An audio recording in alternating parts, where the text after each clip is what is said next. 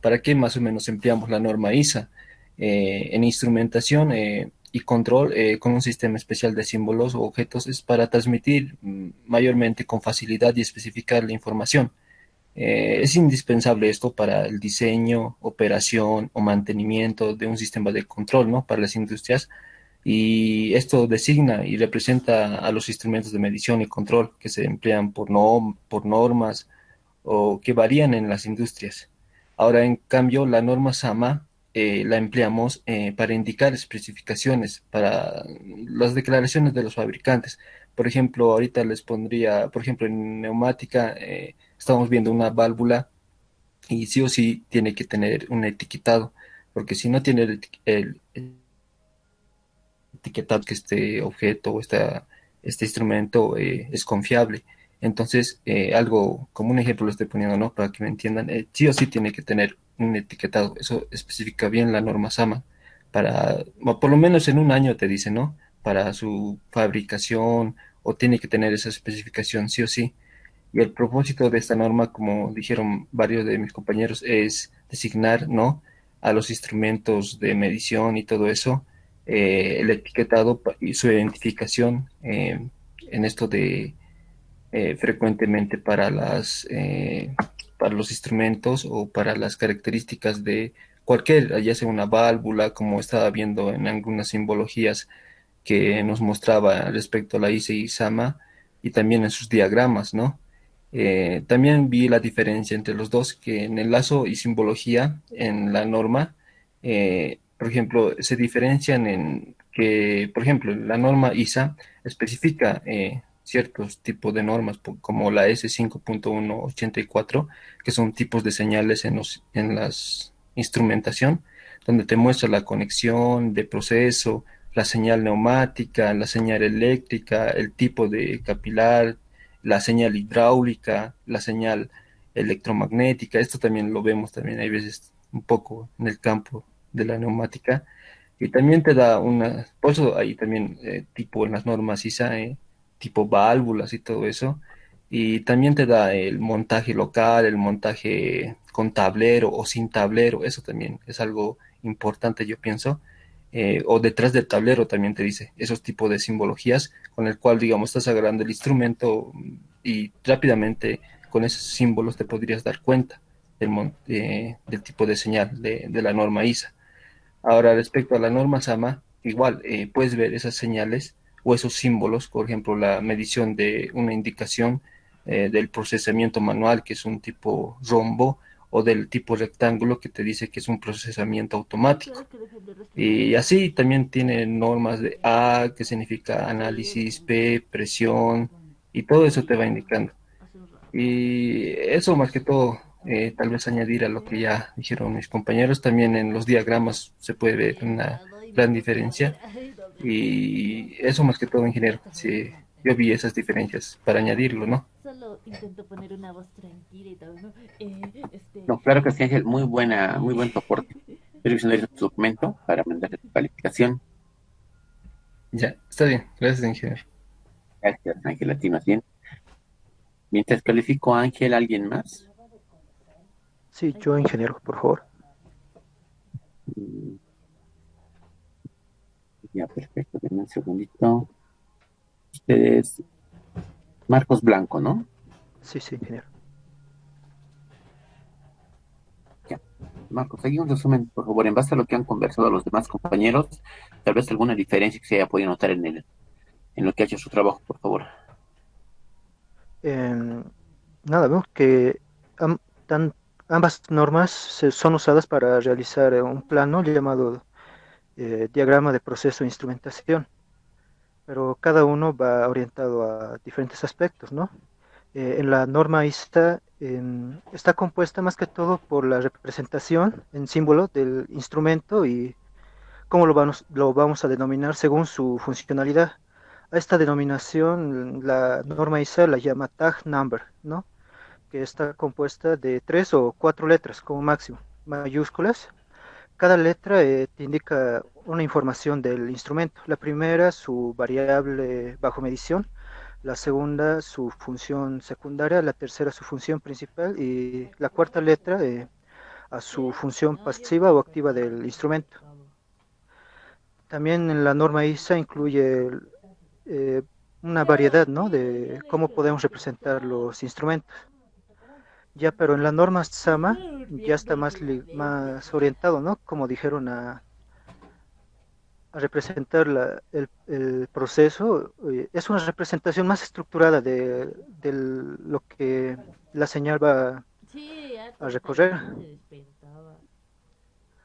Eso sería ingeniero, ¿no? Si representamos un proceso con la norma ISA, vamos a tener Sí, vamos a tener como un circuito que nos va a dar la información de cada instrumento y su ciclo. Ya, pero en la norma SAMA ya es está más parecido a lo que fuera un flujograma. Ya, perfecto, Ángel. Perfecto, Marcos, perdón. Ahí ya lo tengo, ya. Si viene su documento, le envío su nota, por favor. ¿Ya? Ya. Listo. Inge, yo no Ya. participé todavía. Pero Roberto fue el primero que llamé. No, Inge, es que me uní unos minutos después. Tal vez me llamó al inicio, no lo escuché. Roberto Adrián Sí, sí, Iglesias, ¿no? sí, sí. Ya. Y Inge, igual prácticamente lo mismo que dijeron mis compañeros. Entre las Todo lo diferencias que mismo. observé es, Sí, lo más importante, lo que usted haya sí, entendido, por favor, algo sí, diferente. eso. ¿Ya? O sea, lo más importante que Diga. vi es que la norma ISA aplica un sistema de símbolos en su nomenclatura. La norma SAMA muestra las características de los instrumentos.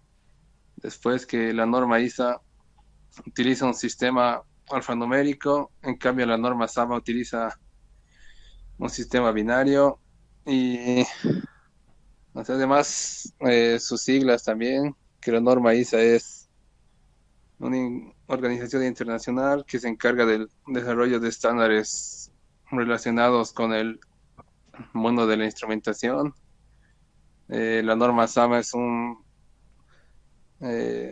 sea, un diagrama, o sea, el método SAMA emplea para las funciones diagramas de bloques también o designación de funciones. Y básicamente también otra diferencia que en la SAMA consiste en cuatro formas, que son una serie de letras para, o sea, según diferentes símbolos nos indica medición o indicación, procesamiento manual, procesamiento automático y control final. Y después, igual varias cosas ya dijeron mis compañeros, pero básicamente eso es lo que entendí, Inge. Gracias, Roberto. Está bien. Ahora yo tengo una observación con tu documento. Ya, Inge. Mira, el tema de la observación es ¿En qué parte? en todo el documento. Ah, ya. Bueno, si bien has tomado fotografías del documento, el único documento que yo estoy viendo como entrega es el documento que me estás entregando en PDF, ¿no? Sí, es un PDF de 5 páginas, Está Inge. bien, O no sé cómo le está aparece a bien. usted. No, está bien, me aparece de 5 páginas, pero si vas a tomar una fotografía, tiene que ser Ya, en un lugar plano. Si no tienes buena iluminación, trata de que se pueda leer. El mismo software hace un realce alto para que puedas centrarlo, porque está con las letras en una inclinación de 35 grados, está torcido. Y si me estás entregando este documento, tiene que ya, ser un documento oficial, ¿ya? No lo digo por mí, ya. o sea, yo puedo leer, puedo dar la vuelta la computadora, lo puedo leer bien. Cuando tú Sí, entregas un sí, documento, y ahora que en todas las empresas estamos entregando de forma digital todos los informes, tienes que entregar un buen informe, ya, ¿ya? Inge. Y Está bien, Inge. la Gracias por la primera, es, observación. es una, formal. es una crítica constructiva, Roberto, para ti y para todos Sí, los sí, chicos, Es una ¿ya? crítica La ya carátula constructiva. es bien está bien, Inge. importante, tienes que mejorar la carátula, por favor, Ya, ¿ya? está Porque bien, es tu Inge. hoja de presentación, Sí, ¿ya? sí, exactamente. Listo, Roberto, Muchas gracias. gracias, Inge. Está Te bien, lo voy pongo a la calificación. arreglar todo eso. ¿No? Ay, un envío compartido. Yo creo que estamos todos hasta ahí. Inge, yo, Estamos yo bien. también faltaba, ingeniero. David Rocha. Ya, dale, David. Si tienes algún punto especial que has notado que tal vez no se ha mencionado antes? Espero, por favor. A ver, la norma ISA significa International Society of Automa- Automation, Organización Internacional de Automoción. Dice que, a ver, es conveniente usarla en cualquier referencia en un instrumento de sistemas de control y algunos ejemplos, como ser papeles técnicos, discusiones, diagramas de sistemas de instrumentación, descripciones funcionales, diagramas de flujos, procesos mecánicos, de ingeniería, dibujos de construcción, especificaciones, manifiestos, identificación de instrumentos y funciones de control. También tengo algunas normas ANSI y se nos dice para qué es, por ejemplo, la norma ANSI-ISA S5.1 de 1984, reformada en 1992, que es la identificación y símbolos de instrumentación, y así hay varias.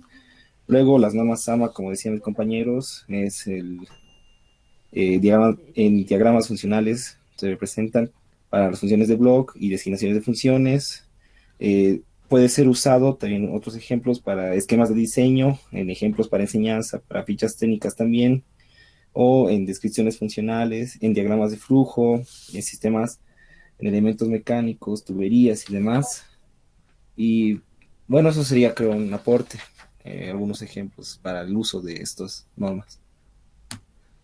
Ya, perfecto, David, me parece muy bien este también del documento. Gracias, Igual, ingeniero. la misma observación, David, un poquito te vas a, si bien tiene buenas tomas, de la diagramación de tu documento, por favor, ¿ya? Está bien, ingeniero. Sería mejor si lo puedo hacer a computadora el documento. Lo puedes hacer, si lo van a hacer en computadora, lo único que revises es que no hagan copiar-pegar. Todo lo que me están explicando lo hayan leído, Ah, ya. ¿ya? Me Está interesa bien, eso, o sea, ingeniero. por eso voy revisando todo el documento. Mientras me van explicando, voy revisando todo el documento para verificar que no han hecho copiar-pegar y hay puntos que no han entendido, o sea, o que han copiado y pegado sin haber leído, ¿no? Y la computadora es una gran ayuda, no se ha inventado para perjudicar, sino para ayudar, ¿ya? Ya, tiene razón, ingeniero. Gracias. Gracias a ti, David. Ya, entonces, yo creo que ya hemos terminado todos de la exposición de defender los trabajos. Ya ninguno entregado fuera del tiempo, eso me parece muy bien. Ya, vamos a seguir dándoles tareitas y voy a seguir calificándoles de acuerdo a lo que vayan defendiendo sus trabajos. Es muy importante este punto. Ya, las personas que no puedan defender por algún motivo, escríbanme antes, ya escríbanme antes o díganme cuál es el motivo para que podamos consensuar pero esto es extraordinario, no lo hace todas las veces. Algunas veces es una emergencia, eso siempre voy a entender, y ahí podamos en otra fecha o día antes hacer la defensa, ¿ya? Si tuvieran alguna emergencia. Ahora vamos a ver, voy a compartir la pantalla, por favor, denme un segundo.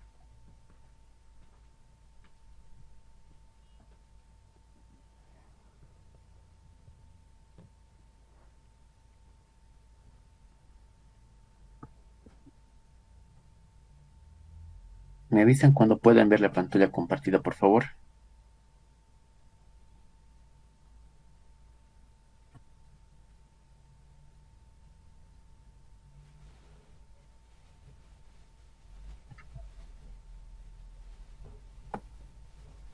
Ahora sí se ve, Inge. Ya, denme un segundito.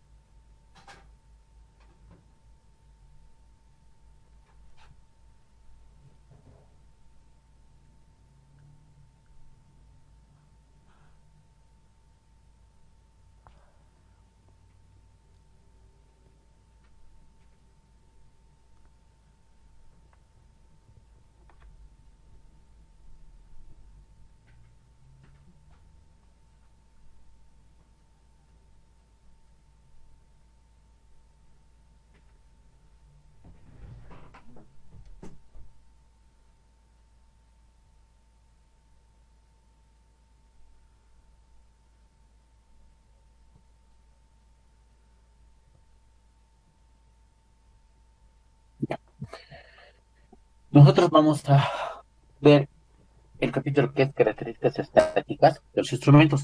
Hasta ahora hemos manejado bastantes instrumentos nosotros en el transcurrir de la carrera, bueno, y seguimos manejando. Cuando vayamos al ámbito laboral, nos va a tocar trabajar con instrumentos de diferente índole. Entonces yo tengo que saber identificar qué características tiene mi instrumento cuando yo esté trabajando.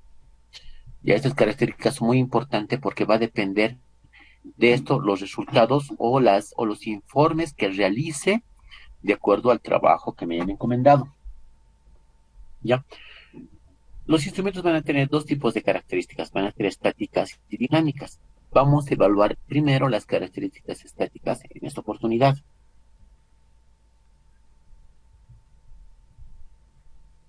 ¿Ya?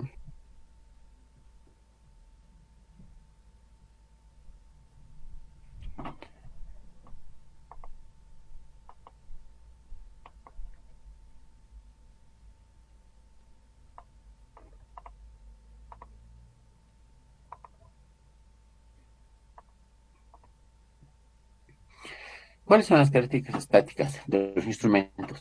¿Ya? ¿Qué es lo que van a hacer? Dice, las características estáticas de un instrumento describen el desempeño o funcionamiento para señales de entrada aproximadamente constantes en DC o de muy baja frecuencia. Son propiedades características tales como el intervalo de medición, el intervalo dinámico, la sensibilidad, la precisión, la exactitud, la resolución, etcétera. ¿Ya? Entonces, ahí cuando yo trabajaba en laboratorio de electrónica 1 o de otras materias que estudian electrónica de potencia, ya, cuando se trabaja en laboratorio, ¿ustedes tenían alguna preferencia por algún instrumento? Gabriela, Inge, no, el multímetro o ¿pero tenía algún multímetro favorito? ¿O algún algún multímetro osciloscopio, favorito. o algún osciloscopio favorito? Es que no vi tantos osciloscopios, a no ser en otra materia. Claro, claro, Pero estamos hablando sí, sí, era. de otras materias, estamos hablando. ah, no conozco ¿Ha muy hecho, bien, Inge, pero sí. ¿En qué semestre está Gabriela? ¿Ha pasado electrónica 1 todavía? Sí, Inge, solo que lo pasé en virtual, así que no tuve la oportunidad de ver el equipo en realidad y ver Claro, cómo funciona y todo. ya tenemos, yo creo que tenemos que levantar de una vez la cuarentena, jóvenes. Sí, yo pienso igual, porque no aprendí casi muy bien esa parte de equipos, entonces estoy aprendiendo, pero por internet. Claro, ya no va a ser muy importante. Eh, a ver, otra pregunta. Vamos a ir con, gracias, Gabriela. Vamos a ir con Ángel. Ángel, Ingeniero, ¿usted también hizo recién electrónica 1 en virtual o hizo presencial? igual las mismas dificultades que mi compañera Gabriela, ingeniero. Sí vimos toda la parte teórica, pero la parte, digamos, con el osciloscopio, las señales, tal vez por la anterior no le pude responder bien esa parte donde dijo, ustedes vieron ese tipo de señal. Sí lo vimos teóricamente, pero no lo vimos así con el osciloscopio, ni probamos nada, ni ningún instrumento, solo mandamos informes y teóricamente sí lo sabemos, pero con ese tipo de instrumentos no. Tal vez estos instrumentos, el multímetro, el batímetro, motores, todo eso, sí lo vimos en máquinas eléctricas. Más bien para eso el ingeniero hizo unos videos y nos mostraba ahí este tipo de instrumentos. Yo personalmente, el multímetro es tal vez uno de mis instrumentos favoritos, incluso me compré uno, creo que me costó 80 bolivianos, y más que todo para medir, ¿no? La tensión, el amperaje de cualquier instrumento, ya sea de una pila, o para hacer cualquier tipo de laboratorio o cualquier tipo de, quisiera saber su Ya, tensión de una pila y todo eso, ingeniero. ya no me parece bien. Vamos a tener que abrir talleres de laboratorios en fin de año o en medios de año para que nos podamos nivelar todos jóvenes. Sí, ingeniero, eso también yo le estaba proponiendo al Wallace, pero no sé, creo que no me ha escuchado. Le estaba diciendo, para los que no vimos laboratorios, por ejemplo, si este semestre igual están viendo taller, todo eso, No sé si póntele 2 semanas de intensivo o tipo intensivo, pero por apuro taller en enero. Tal vez yo creo que para esa fecha ya va a llegar una vacuna o ya va a haber una solución y podríamos ir a taller o ver en los laboratorios porque para las industrias o cualquier otra cosa nos va a servir, yo pienso, más la parte práctica también, Sí, aplicada a eso es cierto. teoría. Si eso es cierto, Ángel, habría que proponer tal vez unas 2 semanitas de taller, ¿no? Así algo cortito o manejo de instrumentos más que todo. Como ya conocen la teoría, la práctica es la misma, con ciertas diferencias que vamos a empezar a ver ahora, van a empezar a ver ahora en la materia lo que son características estáticas, y las diferencias son de la realidad a la teoría, ¿ya? Ahora, en ese aspecto, lo que les quería preguntar, vamos a hablar de algo que ustedes conocen. Cuando ustedes manejan en su celular, ¿y quiénes se conectan a Internet en su celular? Bueno, el celular me imagino que se conectan todos. ¿Cuál es la diferencia que han notado cuando dicen el celular, me conecto a H más, a LTE o a 3G? ¿Quién nota la diferencia? ¿Quién tiene alguna vez algún problema de conexión? Iblin, ¿o quién quería comentar? Yo, Inge, Ay, A ver, las Milenka, dos. deme un segundo, Iblin, enseguida las dos, no se peleen, por favor. Vamos, Milenka, Eh, primero, Iblin, enseguida le comento, por favor, le consulto, por favor. Milenka, dígame. sí, Inge, yo justamente tuve muchos de esos problemas. Tenía la compañía de Viva en mi teléfono celular y me pasaba que cuando estaba en Cotacota, y eso que es un lugar abierto, ¿no? Y grande, no me salía ni siquiera la H, me salía y no me llegaban los mensajes ni nada. Entonces, sí noto la diferencia que directamente en la no llegaba nada. Eh, Llegaba más o menos a la avenida, un poco más a Calacoto, y ya me daba la H, y en el centro ya la H más, ¿no? Pero hasta ahí. Y era molesto, ¿no? Porque a veces había que buscar algún archivo o los docentes mandaban, ¿no? Ya, vamos a hacer ejercicios de este PDF, entonces enviaban y nunca me llegaba y era complicado. Entonces decidí cambiarme en Tel, que leí que tenía mucha más cobertura en todo el país en realidad. Y mucho mejor, Inge, la verdad es que ya podía navegar tranquilamente y ya era 4G. Entonces creo que la diferencia es la velocidad del internet o que directamente no hay señal.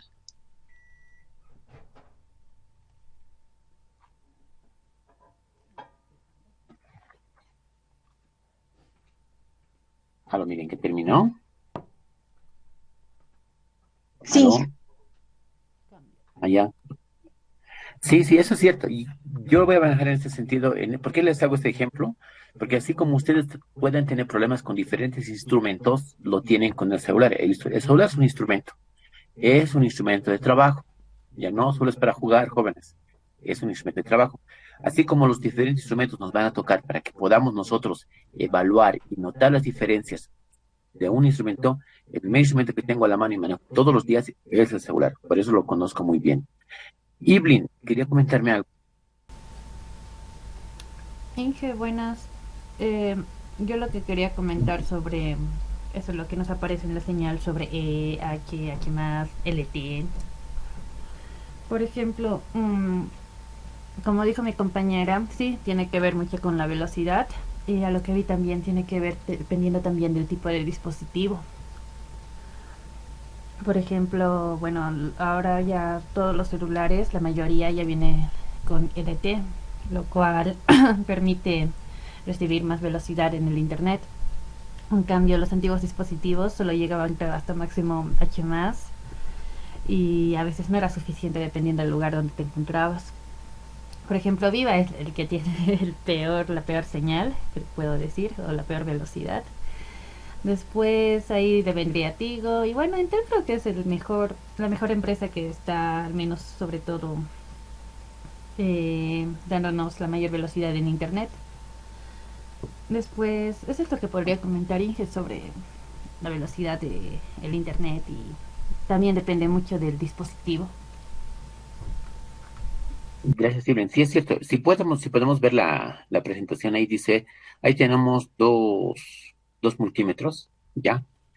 Uno es analógico, otros digitales, como si yo tuviera uno que fuera Edge hasta H, y el otro es H Plus y LT. Solamente es una comparación de lo que ustedes conocen. ¿Cuál de los dos podría manejar? Voy a manejar los dos dependiendo lo que yo quiera hacer. Cuando yo elijo un instrumento de medición, dependiendo de lo que yo quiera hacer, entonces voy a elegir a uno de ellos. Hay algunos parámetros que todavía me permite leer como circuito abierto con los test analógicos, que podría trabajarlos, y no así con los test digitales. Los digitales a veces me dan cero y no me muestra nada. En cambio, el analógico, todavía la aguja puede subir hasta el otro extremo indicando el cero. Cuando muestra hasta el otro extremo, quiere decir que ha hecho una intervención en el circuito y haya encontrado que o está en cortocircuito o está en circuito abierto. Si se mueve la aguja, todo está en cortocircuito. ¿Ya? En cambio, el digital a veces se puede mostrar cero y no puede variar sus parámetros y no podemos notar en algún caso. ¿Ya?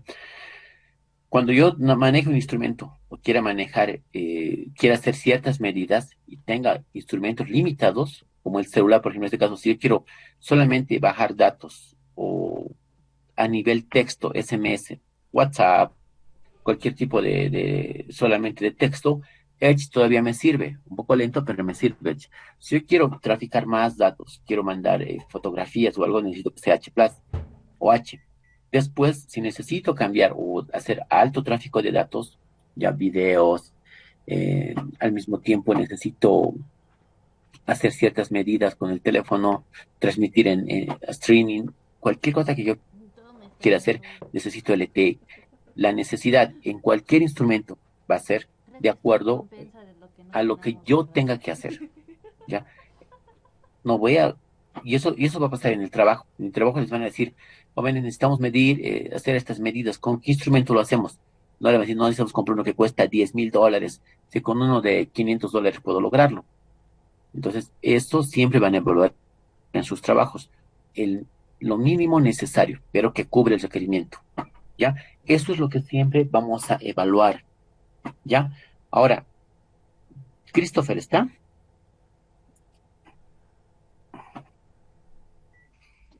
Sí, Christopher, usted necesita, en el caso, estoy comparando con el tema de celulares porque es el mismo, el tema de manejo de instrumentos, ¿ya?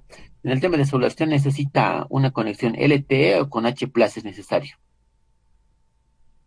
mm, yo diría que con H Plus nomás.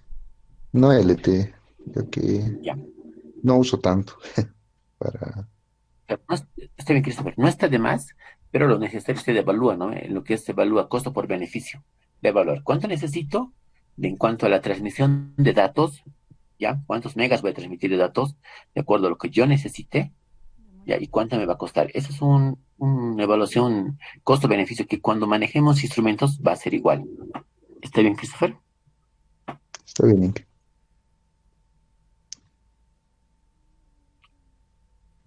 Ok. Entonces vamos a ver esas propiedades de ciertos instrumentos como el intervalo de medición, intervalo dinámico, sensibilidad, precisión, exactitud, resolución, etcétera. ¿Ya? Cuando hablo de la definición, cuando hablo de la definición, la mayoría de las características de un instrumento y un sistema puede referirse también al mensurando. ¿Qué se llama el mesurando? El mesurando va a ser la magnitud que se pretende medir. Eso va a ser un mesurando, por si acaso. ¿Ya? A la señal del sensor o aquella de salida tras procesamiento, conversiones o análisis. Muchas pueden ser también propiedades de un proceso o método de procesamiento o de análisis. ¿Ya? Entonces, todas las características de un instrumento van a estar en base al mesurando la medida que yo quiero medir. Voy a manejar en este caso, bueno, en este caso han podido ver osciloscopios. Estos osciloscopios tenemos en laboratorio. Va a ser muy importante que cuando podamos hacer el manejo de los instrumentos, podamos aprovechar los que tenemos en la facultad, en el laboratorio, y vamos a poder ver las diferentes propiedades. Y vamos a ver que estos analizan tanto de entrada como de salida. Ahora, solo comparando a nivel de software, ¿qué software han manejado para hacer circuitos? Kevin, El Proteus ingeniero. ¿Algún otro software más que manejó? Mm, cuando estaba en circuitos, un simulador para celular era, que no me acuerdo su nombre ahorita. Ya. ¿Cuál de los dos era mejor? El otro era para eh, circuitos sencillos. El Proteus es más completo. Claro que sí. Pero si usted hace un mismo circuito, ¿en cuál haría? Si usted hace un circuito sencillo, ¿el resultado era lo mismo en ambos? Sí, ¿Las medidas serían iguales? sí, ¿Por qué? Aquí va mi pregunta. Dos equipos no son iguales generalmente, entonces yo tengo que ver cuál de mis equipos de medición voy a utilizar para ser más preciso, ¿ya? Para tener más confianza. Entonces ahí vamos con el tema del mesurando. Si yo quiero medir o quiero evaluar algo, voy a ver cuál de los dos equipos es el más preciso o el que me da más confianza,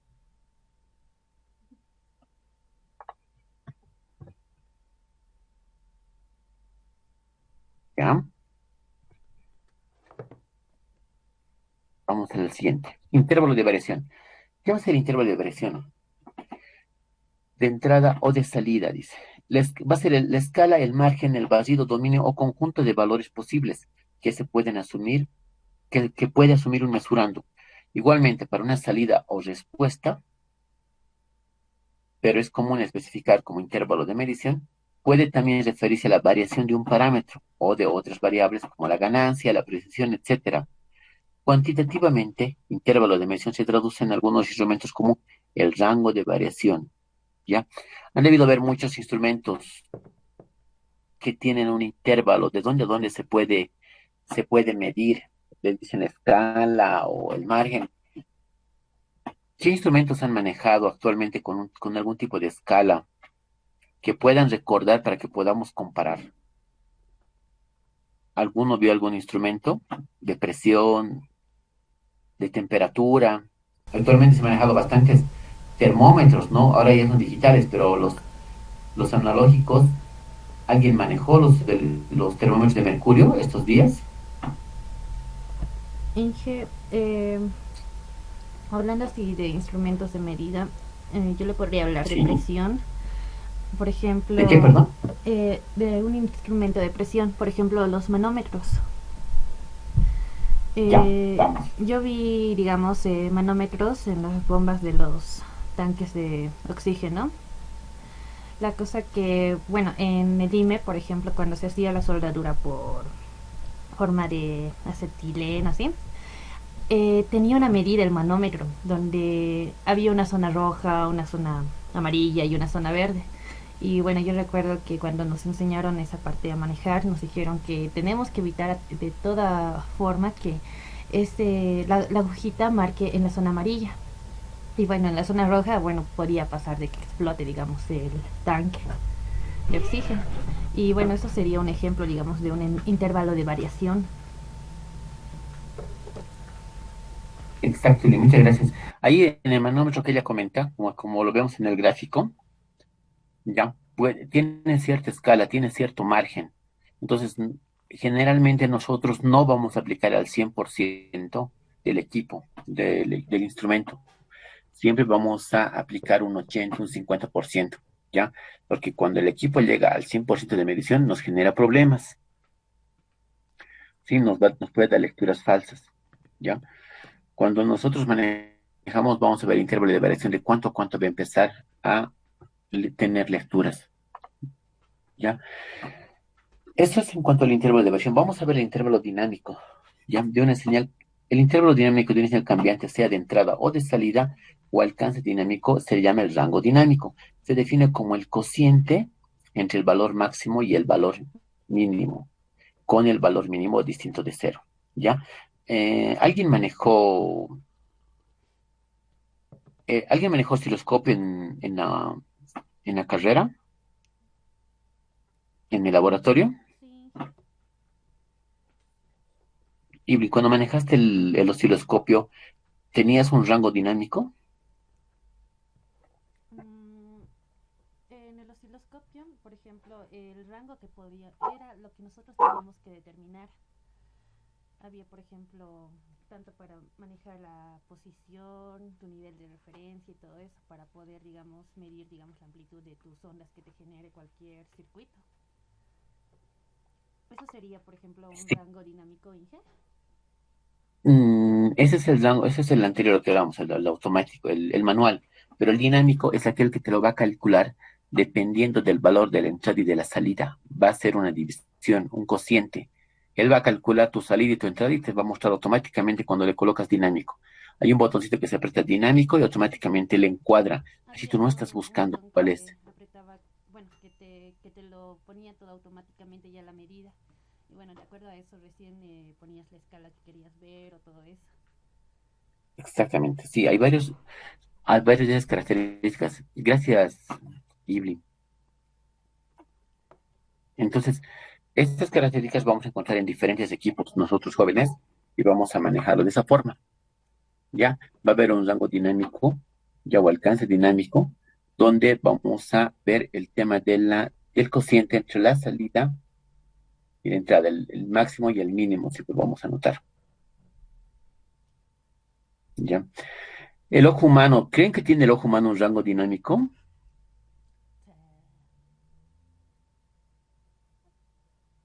Cuando hay mucha luz, ¿qué pasa con el ojo humano? ¿Ha notado algo cuando ustedes están en su cuarto durmiendo o están a oscuras y alguien prende la luz? ¿Qué es lo primero que pasa? Milenka. Mm, y que yo sabía que cuando el ojo percibe mucha luz, la pupila se contrae y cuando hay poca se dilata, o sea, se agranda. Y bueno, en cuanto a lo que decía de la reacción, yo creo que, por ejemplo, si estamos durmiendo y alguien viene y enciende la luz, eh, si es que la persona es de sueño ligero, ¿no? Eh, la percibe y es como que reacciona, ¿no? Porque es un cambio brusco. ¿A eso se refiere, Inge? O, Me refiero a lo que ha comentado anteriormente en el tema de que la pupila se dilata y se contrae cuando ve diferentes de diferenciación de luz. ¿Ya? Ese es el rango dinámico. Automáticamente no es manual. Usted no hace manualmente este tema de la pupila, ¿no? Sino ve que es un proceso automático. Es un rango dinámico que él va a buscar. El ojo va a buscar la mejor iluminación o hasta donde él pueda percibir y pueda diferenciar los colores. Entonces, de acuerdo a lo que vemos en la diapositiva, tenemos un rango, digamos, un rango dinámico que va a buscar el ojo para que pueda visualizar bien. Las cámaras digitales, de la misma forma, cuando quieren tomar ustedes una cámara digital y hacen, o en sus teléfonos, hacen clic en la pantalla, encuadran debido a ver que hay un circulito verde o amarillo blanco que se coloca, y cuando el circulito está parpadeando, no pueden tomar la foto. Tienen que esperar que el circulito deje de parpadear. ¿Qué es lo que está haciendo? Está midiendo la distancia hacia o el enfoque, está midiendo la distancia hacia la imagen que quieren tomar la captura de la pantalla o la fotografía. Él mide y una vez que ha medido bien, se queda parada el círculo verde o el cuadradito y pueden tomar la fotografía. Si ustedes toman la fotografía sin estabilizar la imagen, vamos a tener un problema de que se va a poner borrosa y no voy a notar y voy a decir, mi cámara no sirve. No es la cámara, es el usuario el que no está encuadrando bien. ¿Ya? Los monitores, las impresoras, digamos, todos tienen, digamos, un diferente intervalo dinámico que sí, automáticamente van a empezar a moverse para que puedan hacer un buen trabajo. ¿Está claro hasta ahí?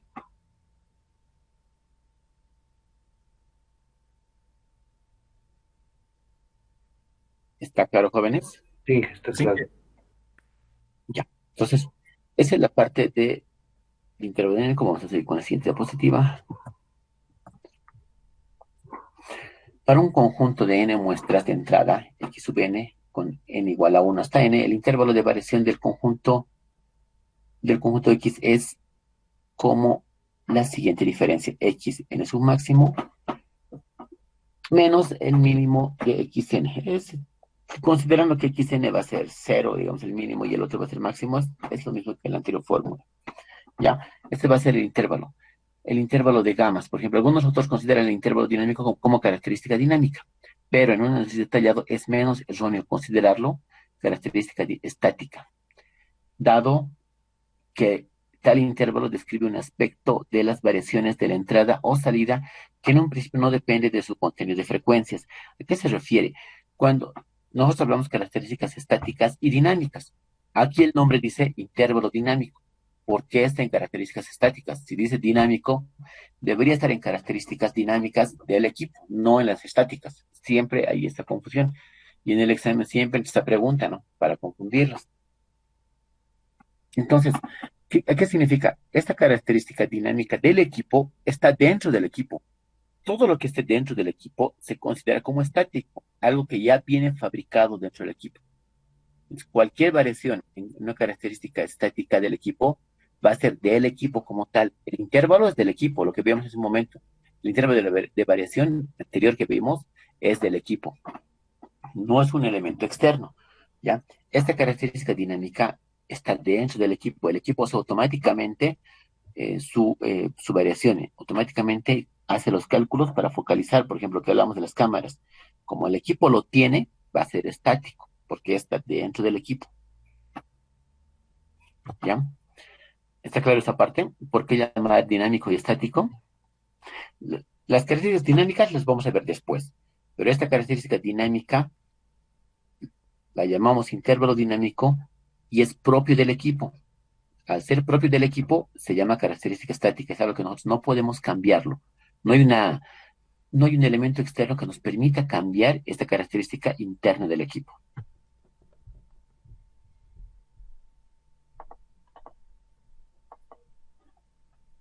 ¿Ya? Hemos visto el intervalo de variación, ahora vamos a ver el intervalo de medición. El intervalo de medición se refiere al continuo de valores posibles y pueden ser discretos, que puede proporcionar un dispositivo o instrumento de medición. En inglés se llama el rango mesivo. ¿Ya? Especifica variación de lecturas o salida del instrumento de medición, estrictamente no la del mesurando o estímulo. Fuera del dicho intervalo se alcanza saturación de la lectura. Cuando se utiliza el término banda, se reserva para un intervalo de frecuencias o canales. ¿Ya? Cuando vamos a hablar de un instrumento, por ejemplo, estamos hablando de un termómetro, vamos a tener intervalos de medición discretos. Ya vamos a agarrar y vamos a marcar y vamos a tener ciertas medidas. Cuando yo llego a medir el máximo que es 50 grados, en algunos instrumentos podemos dañar el equipo, porque estoy exigiéndole más de lo que el medidor me puede dar. Por eso es que cuando yo tengo un equipo de medición, nunca debo llegar a un 100% de la medida. Ese 100% siempre va a ser el máximo extremo, el máximo límite donde podría medir en un caso de fuerza mayor solamente. No debería trabajar un instrumento al 100% de medición. ¿Ya? Ya estamos acá. ¿Cuándo voy a utilizar la palabra banda? ¿Dónde escuchan la palabra banda? ¿Alguien escucha la palabra banda? Kevin, ¿escuchó la palabra banda? Para los anchos de banda. Anchos de banda. Bien, gracias, Kevin. Ángel, ¿dónde escuchó la palabra banda? Tal vez en las radios, ¿no? Como dijo mi compañero Kevin, en los anchos de banda, en ahí escuché, ingeniero. Ya. Gracias, Ángel. Cuando yo voy a hablar de la palabra banda, como ustedes mencionan, vamos a ver siempre el espectro de frecuencias. Entonces, en el espectro de frecuencias, vamos a nosotros, en algún caso, porque hay ingenieros electromecánicos, mecatrónicos, que van a ir a trabajar a la superintendencia de telecomunicaciones. Doy un ejemplo, porque hay ingenieros trabajando electrónicos y mecánicos en la superintendencia. ¿Qué hace la superintendencia? Va a agarrar unos equipos de medición medición del espectro de frecuencias. Son como unas peritas, imagínense una pera que van a agarrar y van a ustedes a ir a hacer mediciones, van a trabajar en la parte de instrumentación de medida. Van a ir y van a empezar a medir todo lo que los canales o los radioaficionados están transmitiendo sin permiso. Ahí Eduardo Saavedra tiene una radio, es un radio aficionado que ha comprado un transmisor de radio en su zona y está transmitiendo en su zona propaganda, se está transmitiendo música, le vende a la casera de la esquina un espacio en la radio porque es solo para la zona, pero no tiene el permiso. Entonces le han contratado a Milenka, se ha quejado Gabriela, que vive en la zona, que no le deja escuchar su estación favorita. Gabriela se ha quejado y que hay una persona que está interfiriendo, no sé qué es lo que pasa, porque hay mucha interferencia, no puedo escuchar la radio que me gusta y por favor necesito que alguien venga a ver. Ha hecho un ODECO, ha hecho un reclamo en la superintendencia. Entonces la superintendencia tiene contratada a Milenka con los equipos de emergencia, porque Milenka es instrumentista, especialista en instrumentación. Entonces le van a llamar a Milenka y Milenka va a ir con un ingeniero o con un técnico a hacer las medidas, o con dos van a ir al sitio y van a empezar a medir con los equipos de medición de dónde viene la frecuencia, de dónde viene ese ancho de banda o esa frecuencia y en qué ancho de banda está. Ella va a agarrar el equipo y va a setear el ancho de banda, no sé, 91.5 kilohertz o megahertz, agarro y voy a setear. O puede ser en gigas, ¿por qué en gigas? Porque hay alguien que está hace una interferencia en ancho de banda de una señal Wi-Fi. Yo tengo Wi-Fi, pero me está interfiriendo, entonces hay una señal en gigas que se está interfiriendo y le van a llamar a Milenka. Va de acuerdo al ancho de banda que esté interfiriendo, Milenka va a configurar el equipo y va a empezar a medir en la zona. Va a empezar a medir y va a encontrar, y cuando ustedes miren, se empieza a hacer un diagrama de irradiación dentro, se empieza un diagrama de irradiación en el programa y de dónde aproximadamente está saliendo. Es como, ¿alguien ha visto cuando pierdo mi celular en el Google Maps? ¿Alguien entra al Google Maps y dice dónde pierdo mi celular o ubicación? De esa forma encuentra el aparato o el programa de dónde aproximadamente está saliendo la señal. Y van a ir a la casa de Eduardo y le van a pedir los permisos. ¿Qué pasa, Eduardo, si no la encuentran con los permisos? ¿Qué pasa si no? ¿Qué cosa de los permisos? Ingenuo, no escuché bien esa partecita. Si no tiene los permisos para prender para emitir radio, ¿qué pasa? ¿Qué le van a hacer? Me van a arrestar. No, si no tengo los permisos para activar la radio, dice, ¿verdad? Pucha, no sé, creo que puedo tener bastantes problemas por si no tengo los permisos necesarios, ¿sabes? O la verdad, ¿qué otros problemas puedo tener ahí? Sí, le van a arrestar, le van a hacer un proceso porque no ha comprado la licencia y la superintendencia le va a hacer un problema porque no tiene las licencias. Es más, hay muchas radios que la licencia los compran por 5 años y cuando no tienen la licencia pueden ir y incautarles sus equipos y son radios muy conocidas. Ya pasó alguna vez con una radio muy conocida que no renovó los permisos, la licencia dura 10 años y va y automáticamente le han incautado todos los equipos. En el Alto, en el Alto hay muchos radioaficionados, bastantes radioaficionados. En el Alto cada vez se hace pericias, por eso la superintendencia sigue teniendo trabajo para ingenieros e instrumentistas, porque se están quejando de radioaficionados, de TV aficionados, de todo lo que se pueda transmitir. Y en el Alto agarran los jóvenes y empiezan a transmitir a diestra y siniestra, venden internet desde sus casas. Yo me compro 20 megas de internet o 30 megas de internet, me compro transmisores y le empiezo a vender a mi vecino 2 megas, al otro 2 megas, al otro 2 megas, sin ningún permiso. Entonces, eso pasa bastante. En La Paz no he visto muchos reclamos, sí pocos, pero en el Alto es muy clásico de que la gente empieza a vender, a revender servicios que no es legal. Entonces, eso para la superintendencia va y empieza a incautar y hacer procesos a las personas que están haciendo este trabajo. Entonces, esto es cuando hablamos de ancho de banda y de intervalos de emisión. ¿En qué intervalos yo voy a buscar las frecuencias que están fuera de lo permitido o que estén sin permiso en el caso de ancho de banda? ¿Está claro hasta ahí, jóvenes? Sí, que estoy, no quiero ir a prisión, no voy a aguantar Sí, eso. por favor, Eduardo. Con permisos, cualquier tema de radio aficionado. Vamos al siguiente punto, jóvenes. Intervalo de medición. Vamos a seguir con el intervalo de medición. ¿Ya? Cuando la relación entre la entrada y la salida es lineal, una tarea importante es mapear una variable X de entrada y un intervalo, en este caso puede ser B mínimo y B máximo, puede ser X mínimo y X máximo, no hay problema, deseado de salida. Se normaliza primero a 0,1 tomando en cuenta el offset mínimo. Luego se escala y se agrega un nuevo offset, asumimos una reacción lineal, notar que esto es a la vez una interpolación lineal. ¿Qué es lo que dice? Cuando yo tengo un intervalo de medición, voy a colocar un mínimo y un máximo. Entonces, si yo voy a colocar del 1 al 10 o del 0 al 1 y voy a tener divisiones de 0.1, ¿cuál va a ser mi error? ¿Cuál es el error? ¿Cuál va a ser mi offset? Roberto. Roberto está. Sí, que perdón, no se lo escuchaba muy bien. Ya está comiendo la salteña, Roberto, ¿no? El No, sábado. no dije, sí, un cachito me Ya, llamaron, no, que ayude. Sí, dígame, hija. ya. Voy a tener el rango de 0 hasta 1, ¿ya? De Sí, 0 hasta 1. Imagínense, estamos de 0 a 1. Y si voy sí. a dividir entre 0.1, 0.2, 0.3, 0.4, voy a llegar a 0.9 y el siguiente paso es 1. No voy a tener un rango 10 divisiones. ¿Estamos de acuerdo hasta ahí? Sí, sí. ¿Cuál es el error? ¿Cuál sería el máximo error de una medición? El 0.1. El 0.1. Ese sería mi máximo error.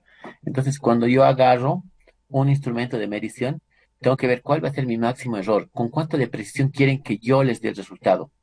Si voy a agarrar un sistema de metros y voy a medir solo en metros porque no va a tener más, mi error va a ser a nivel de metros. Si voy a tener a nivel de pulgadas, mi error va a ser a nivel de pulgadas. Una pulgada tiene 2.536, entonces voy a centímetros. Entonces, si me conviene medir en centímetros o en milímetros, ¿cuál va a ser el que voy a medir? ¿Quiénes han manejado el vernier, el que está ahí abajito, ese dispositivo? ¿Todos? Creo que en física manejan en el laboratorio, ¿no? Sí, que todos hemos manejado. En física 3, En física 3 han llevado. Ya entonces, generalmente tenemos este elemento para medir por fuera y por dentro. ¿Alguien se acuerda cuál es el error, Ángel? sí, mayormente de 0.5 creo que utilizábamos el error. 0.5. ¿Estás seguro? A ver, vamos a ver. Marcos, ¿estás seguro que es 0.5? No recuerdo bien en general. Ah, no, hay que sus laboratorios. Ese laboratorio no le tocó justo a Marco. ¿Alguien se acuerda?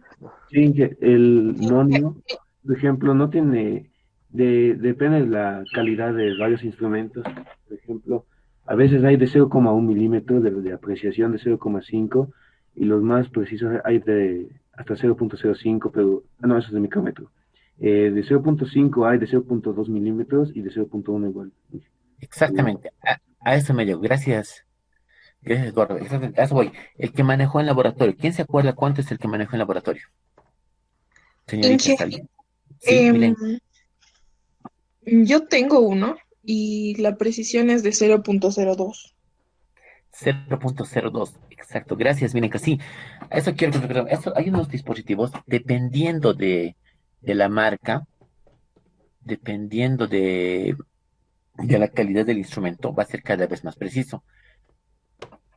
Cuando yo manejo estos instrumentos, una característica estática es aquella precisión que ya está dentro del instrumento. Pero, tengo que hacer comparaciones regulares para ver que no se descalibre mi instrumento, porque en el momento que se descalibre, voy a tener medidas falsas. Siempre debo, bueno, eso dice la teoría, debo de cada cierto tiempo hacer un mantenimiento del equipo. Si bien estamos hablando de un vernier, vamos a hablar después de otros instrumentos, como un medidor de presión, un medidor de temperatura, un medidor de caudal. Cuando ustedes estén trabajando, cada cierto tiempo y les toquen sacar ciertos parámetros o estadísticas de instrumentos de medición, de acuerdo a los intervalos que tiene, este intervalo con el tiempo puede bajar. Y no es que la presión esté bajando, el instrumento se está degradando. Cualquier instrumento que ustedes en un trabajo les toque evaluar o monitorear, lo primero que tienen que hacer es ver la vida útil del equipo. Decir, ¿cuándo han comprado este equipo? Han comprado en 1900, no, en el 2010. ¿Cuántos años de vida útil óptimo tiene el equipo? Dice en su manual. Tiene 8 años. ¿En qué año estamos? 2020. Bajo un informe, yo voy a mandar a mis superiores que la vida útil del equipo tiene 8 años. En estos 2 años posiblemente puede sufrir una degradación. Solamente estoy informando para que se considere por si acaso hubiera futuros medidas erróneas, ¿ya? Yo tengo que considerar, ese es mi trabajo como ingeniero, es evaluar. Todo el tiempo un ingeniero va a evaluar. A diferencia de un técnico, el técnico va a agarrar y va a medir, va a agarrar su planilla, va a copiar y va a entregar el informe. Va a venir, va a copiar y va a entregar el informe. El ingeniero viene y evalúa la situación, evalúa el general. Ese es el trabajo de ustedes, jóvenes. Cuando vayan a algún trabajo, tienen que evaluar todos los detalles, hasta los más mínimos detalles tienen que evaluar. ¿Ya? Y en un intervalo de medición que puede estar fallando, les puede dar lecturas erróneas. ¿Está claro hasta ahí? Inge, una pregunta. ¿Cuándo uno se da cuenta, por ejemplo, tengo un instrumento, por ejemplo, este vernier, ¿cómo me daría cuenta que su precisión está mal? Porque hay, creo, simuladores o comparadores, tal vez con eso me daría cuenta, o porque el instrumento o el material ya está viejito, algo así, con eso me daría cuenta, o de qué forma sería lo más correcto darse cuenta, o simplemente ir al manual y ver si hasta qué tiempo ya ha pasado. Ya, hay muchos instrumentos. Gracias, Ángel. La pregunta es muy buena, Ángel. Y esto, digamos, te voy a responder directamente de la experiencia. ¿Ya? Cuando tú manejas un instrumento de medición o un instrumento X, ¿ya? La forma de que te des cuenta de que ya esté fuera de sus parámetros, primero es el físico. Te fijas por encima y ves que como se nos encuentra ya degradado, un poco viejo, empiezas a desconfiar. Una vez que empiezas a desconfiar, vas a preguntar cuándo ha sido adquirido el producto. Una vez que vas a ver adquirido el producto, buscas el código, el part number, y ves el part number en la página web, dice cuántos años debería tener de validez este equipo. Hay muchos equipos certificados, pero que duran ciertos años, y dice en la certificación, este equipo solo dura X cantidad de días. Un ejemplo, ¿alguien ha visto subir a las torres de alta tensión a los ingenieros técnicos para reparar? Ellos suben con unos, se llaman, si más no recuerdo, arnés, ¿ya? Suben con un arnés, es un instrumento que ellos utilizan para no caer de las torres. Este arnés tiene una duración solamente de 2 años y dice en la etiqueta, 2 años dice en la etiqueta. Cuando venden estos arnés en la Montes, les quitan la etiqueta, no vienen certificados. Los de la Montes venden el mismo, les cortan la etiqueta y no se puede anotar cuando tiene certificación. ¿Por qué? Porque estamos comparando con un instrumento. Todas las costuras que tiene el arnés está diseñada para que en 2 años pueda soportar un peso de 120 kilos o 150 kilos aproximadamente, dependiendo del código. Entonces, si ustedes cuelgan el arnés en una torre de tensión y por algún motivo caen, el arnés les va a soportar a ustedes y está garantizado que no les va a pasar nada. Entonces, igual que un equipo, que un instrumento de medición, debemos ver el tiempo de vida útil que tiene el instrumento. Lo ideal, lo ideal, Ángel, yo sé que nosotros no tenemos instrumentos dobles para hacer igualaciones o comparaciones. Lo ideal, cuando ustedes trabajen en una empresa, es lleven a un centro de calibración, ¿ya? Lleven a un centro de calibración. Si no hay un centro de calibración, ustedes pueden pueden calibrar el equipo si la empresa tuviera un equipo similar nuevo. Si llega un equipo similar nuevo, ustedes hacen medida con el nuevo, hacen medida con el viejo y encuentran el offset, el error. Al encontrar el error, ustedes le suman ese error y pueden decir que cada cierto tiempo deberían hacer una comparación. Pero su recomendación a la empresa es que se adquiera un nuevo equipo porque este tiene un error de más o menos, no sé, o sea, 5 milímetros, 5 dB, 5 voltios, 5 amperios, 0,5. Es una recomendación que ustedes tienen que dar como ingenieros. ¿Ya? O comparan con otro equipo en una fase que es lo más fácil, o van al manual y van sugiriendo que se pueda prestar o alquilar algún otro equipo de medición. Actualmente se alquilan equipos de instrumentos de medición. Cualquier instrumento pueden alquilar, y los instrumentos alquilados son de última generación. Pueden alquilar por un día o por dos, y ustedes hacen las comparaciones en su oficina en su trabajo, perdón, para que puedan hacer un informe. Eso también valora la empresa de ustedes. ¿Sí? ¿Está claro, Ángel? Sí, ingeniero, gracias. Ok. ¿Alguna consulta, jóvenes? Dije, una consulta, disculpe. Sí, Eduardo, dime. Digamos que tengo yo un instrumento en el cual, por ejemplo, el deterioro me impide ver, por ejemplo, en algunos instrumentos yo he visto, digamos, ya de gama, vamos a decirlo, un poquito más industrial, vamos a decirlo así. no siempre, por ejemplo, la apreciación mínima que tenían no estaba, por ejemplo, descrita en el instrumento, sino tenía una simbología. Esto estaba normalizado, ¿verdad? En algunos instrumentos. Y lo que le quiero preguntar es, ¿qué pasa, digamos, si no puedo definir bien, digamos, la apreciación? Entonces yo iría por un instrumento aparte para alquilarlo y hacer la comparación. Pero, ¿qué pasa si no lo encuentro, estos instrumentos? ¿Qué otras alternativas existen para definir, digamos, la apreciación mínima de estos instrumentos? Si es en un trabajo que estás, Eduardo, si es en un trabajo, te va a tocar trabajar, si es se llaman instrumentos legacy, los instrumentos antiguos, ¿ya? Si te va a tocar un instrumento antiguo, sí o sí, ya ha trabajado alguien con ese instrumento, tienes que buscar el histórico en tu oficina. Alguien debería haber hecho medidas, alguien debería haber trabajado. Tienes que remitirte a todos las capturas o los informes técnicos anteriores del instrumento. Si no hubieran, tienes que entrar en un proceso de análisis. Tú tienes que estar analizando unas 2 semanas. Tienes que evaluar cómo se está comportando el instrumento para tú sugerir un buen funcionamiento o un mal funcionamiento. Mientras evalúas, tendrías que solicitar a la empresa que te habiliten el que puedas prestarte o alquilarte. Prestarte me refiero cuando sacas de almacenes de ellos mismos o alquilarte un instrumento de este tipo para que puedas comparar las medidas. Si es un si es un trabajo, ponte que en yacimientos, en gasoil, donde tienes que medir caudal o tengas que medir presión, y cosa que no va a pasar en la vida real, pero te lo digo, si es un instrumento que puedes tener problemas y esto puede generar problemas en la planta, retrasos en la producción, puedes hacer pedir hasta el equipo de Miami. A nivel mundial te piden los equipos. O sea, no hay un pero que la empresa te tendría que dar. No, pero no hay en Bolivia, eso no existe. De Miami a Bolivia es 10 días que te entregan un instrumento. En 10 días lo tienes acá. Entonces, tú tienes que evaluar y hacer los requerimientos necesarios. Porque es tu evaluación, es tu trabajo. O sea, si el trabajo sale mal por culpa del instrumento, ¿a quién le van a culpar, Eduardo? A mí y voy a volver a prisión. Y vas a volver. Te van a culpar a ti y te van a decir que tú no has hablado, Eduardo, tú deberías informarnos. Si tú no informas, nosotros no sabemos. Tienes razón, ¿no? Si les contratan a ustedes por un trabajo, tienen que informar. No tienen que tener miedo, jóvenes, de informar. Si algo está fallando, pregunten, informen, ¿no?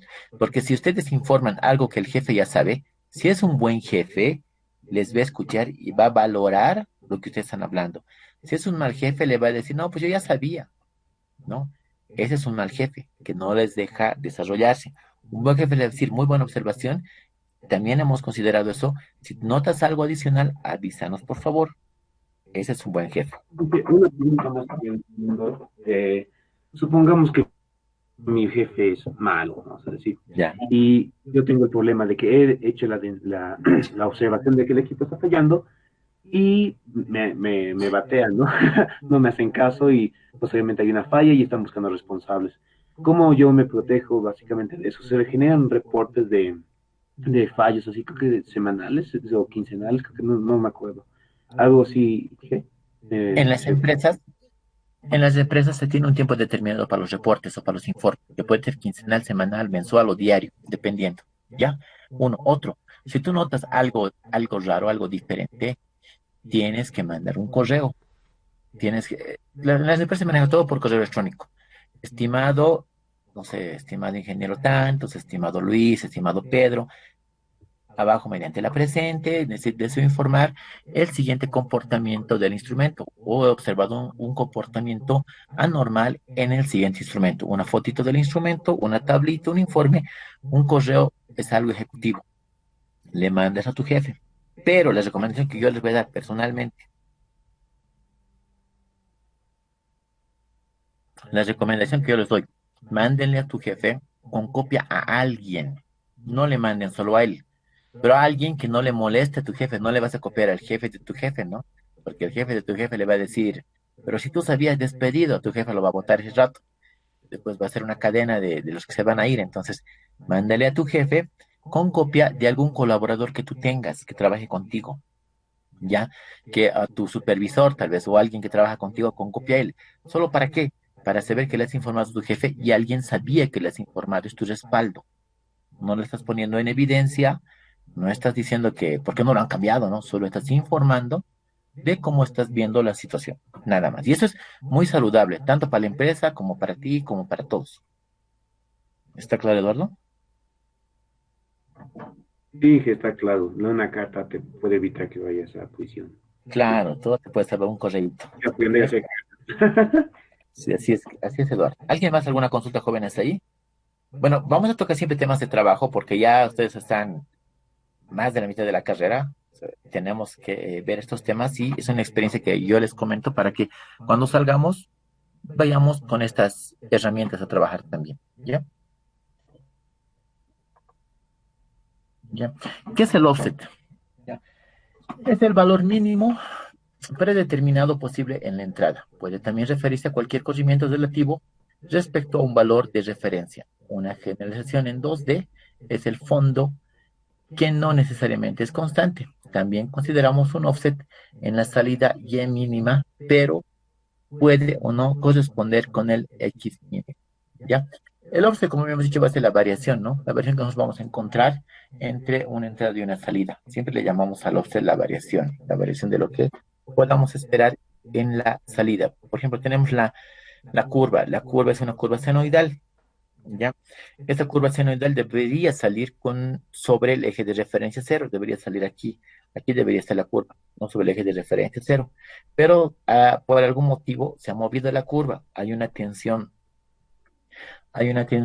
que le está subiendo la curva a un nivel de referencia. Esta tensión va a llamar una tensión offset que puede ser del instrumento. El instrumento puede tener un error, puede estar sumándole una tensión a la salida. ¿Ya? Entonces, este offset tenemos que bajarlo a nosotros y tenemos que setear el offset para que, puede ser manual, para que podamos compensar ese error. ¿Ya?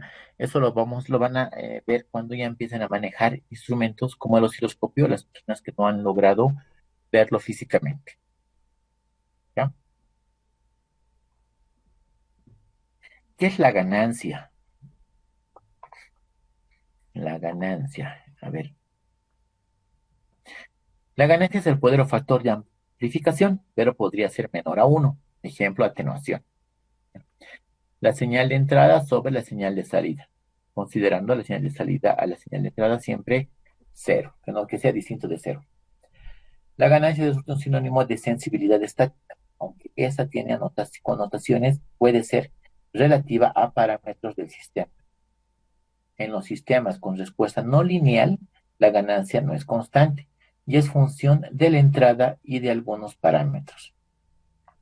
Cuando se han hecho circuitos, han hecho me decían por software, ¿no? Han generado ganancia. Algunos circuitos que ustedes han hecho han podido evidenciar que no tenía ganancia por un error en sus cálculos, jóvenes. Los que han hecho de manera virtual.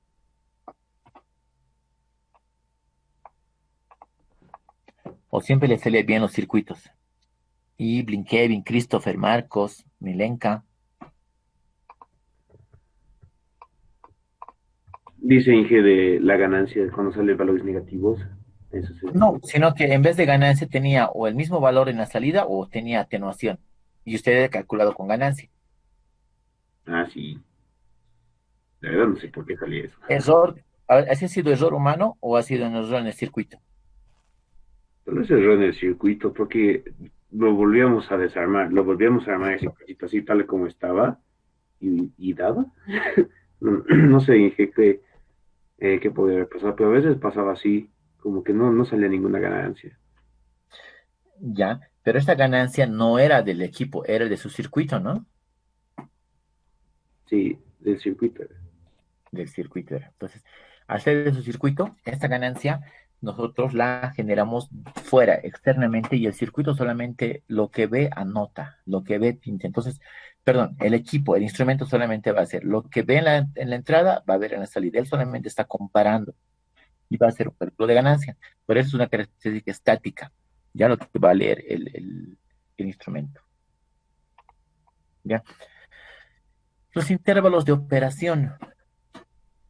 Vamos a ver, el siguiente son los intervalos de operación. Vamos a volver al intervalo de operación, pero ya de un instrumento. Uno era el intervalo de medición, lo que medíamos hace rato, y ahora vamos a ver el intervalo de operación.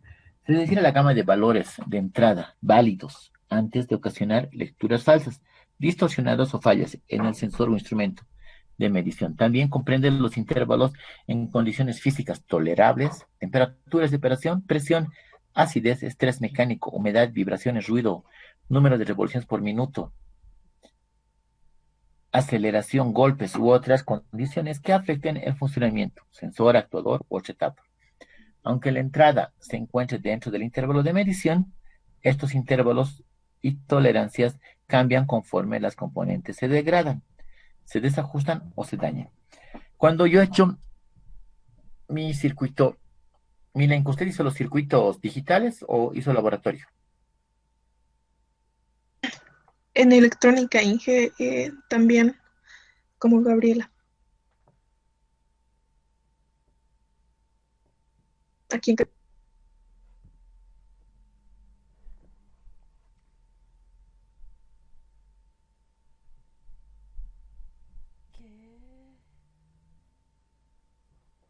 su micrófono está apagado, Inge.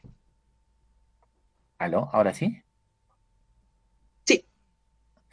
Ya, ¿qué pasa cuando usted agarraba el osciloscopio, ya, y le colocaba en la entrada un valor mayor del que podía medir con el generador de funciones?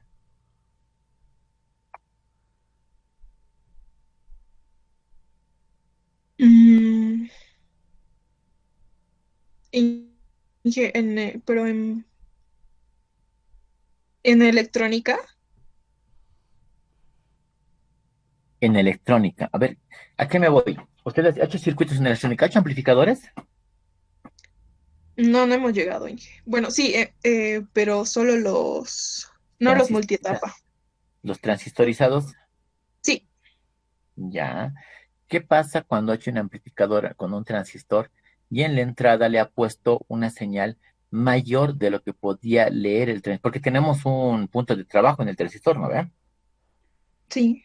Ese punto de trabajo nos permite un nivel pico a pico de entrada y una ganancia en la salida, cuando es emisor común.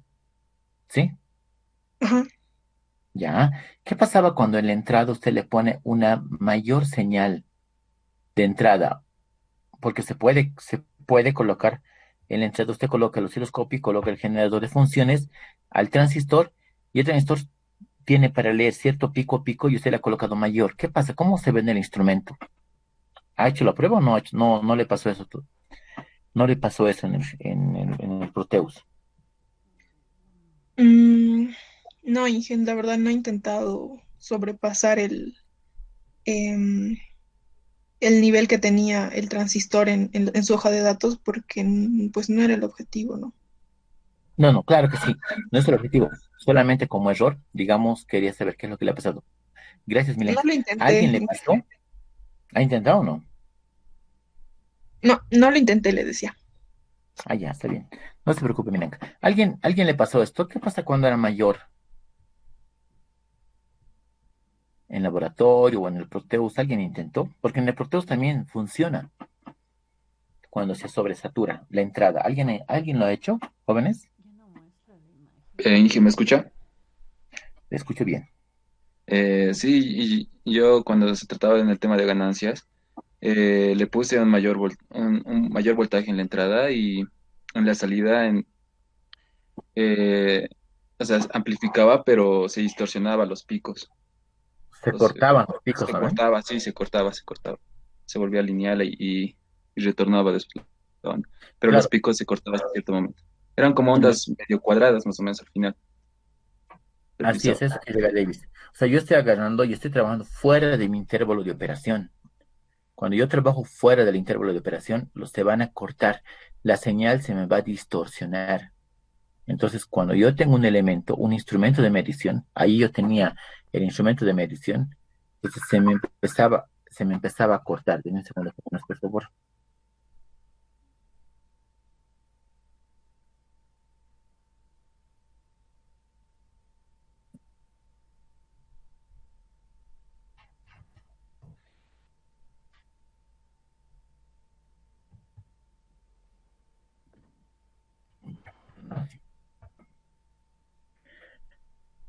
Entonces, la señal se me empieza a distorsionar.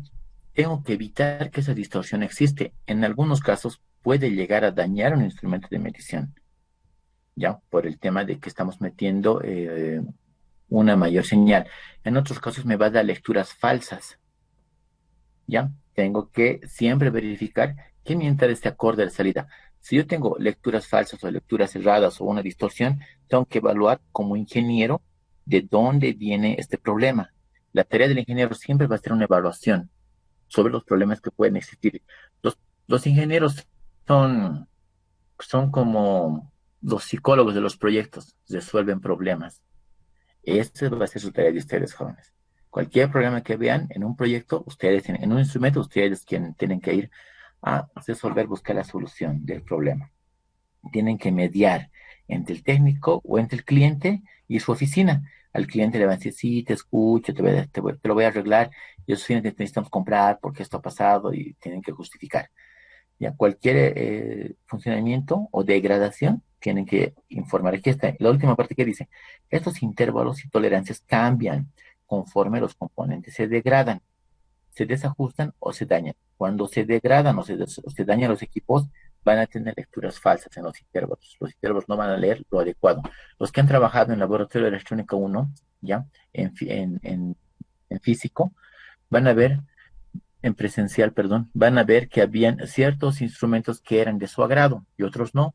Yo prefiero este instrumento, este osciloscopio y este generador de funciones. No quiero otro porque los otros tengo problemas y siempre los chicos se marcaban cuál quieren trabajar. No trabajaban con cualquiera. Entonces, se eligen cualquiera porque lo conocen bien el equipo, saben que su intervalo de operación no va a fallar. Entonces, con todo eso, cada uno conoce su instrumento. Su trabajo va a ser igual. Van a leer y van a escoger ciertos equipos para trabajar. No van a trabajar con otros equipos que no conozcan por darles seguridad. ¿Ya? ¿Está claro hasta ahí, jóvenes?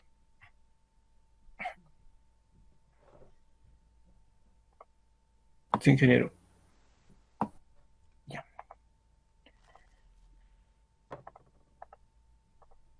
Ya. ¿Qué es un intervalo lineal? Es aquel en el que la respuesta y la salida se relacionan mediante una relación lineal. Salida más el offset más la ganancia por la entrada. Yo voy a tener una ganancia en un circuito, la entrada va a ser el negro, la salida va a ser todo lo que está con línea delgada, la que estoy haciendo, si se puede ver, seguimiento con el mouse, esta va a ser línea delgada y esta va a ser la salida, ¿ya? La entrada y la salida. Va a ser línea, eso le vamos a llamar linealidad, que la entrada va a ser igual a la ganancia por la salida, perdón, la salida va a ser igual a la ganancia por la entrada más el offset de existir un offset, si no este offset va a ser cero, si es que no hay una desviación, ¿ya? La linealidad es la diferencia entre el modelo lineal ideal, entrada-salida, y la relación real, incluso dentro del intervalo lineal. La linealidad, ¿qué va a hacer? ¿Qué va a decir? Mi equipo va a ser completamente, va a cumplir el parámetro de linealidad cuando la teoría, lo que yo saque en el cálculos matemáticos de mi circuito, lo pueda demostrar en la realidad. Si demuestro al pie de la letra con los cálculos, con el cálculo de resistencias exactos realizado, y lo puedo demostrar en el equipo, es lineal. El equipo es lineal. Pues está cumpliendo el parámetro de linealidad. ¿Está claro ahí, jóvenes?